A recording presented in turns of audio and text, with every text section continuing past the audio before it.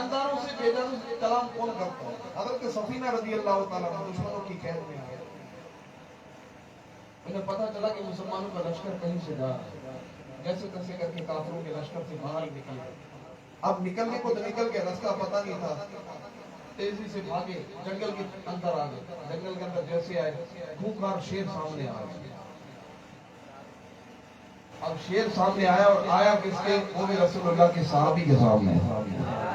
اچھا وہ کہنے کا تو بڑی بات ہے، غلامی رسول میں موت قبول ہے، جو ہو رہا عشق مصطفیٰ زندگی فضول ہے۔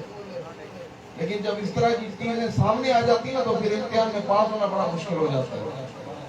حضرت سفینہ ڈرے نہیں کہ یہ شیر آگے میرے سامنے۔ آپ نے شیر کو کہا یا ابا الحارث انا سفینہ مولا رسول اللہ، مجھے پہچان، میں سفینہ ہوں، رسول اللہ کا غلام ہوں۔ سبحان اللہ۔ اچھا ایسے کوئی بے جان سے کلام کرتا ہے؟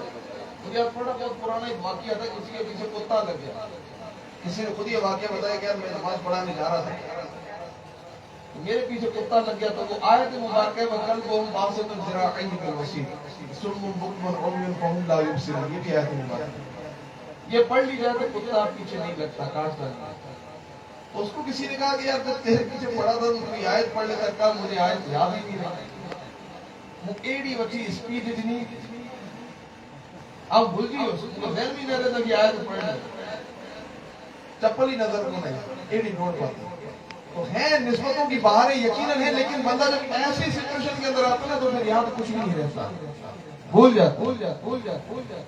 لیکن حضرت سفینہ کو اپنی نسبت پر ناز تھا۔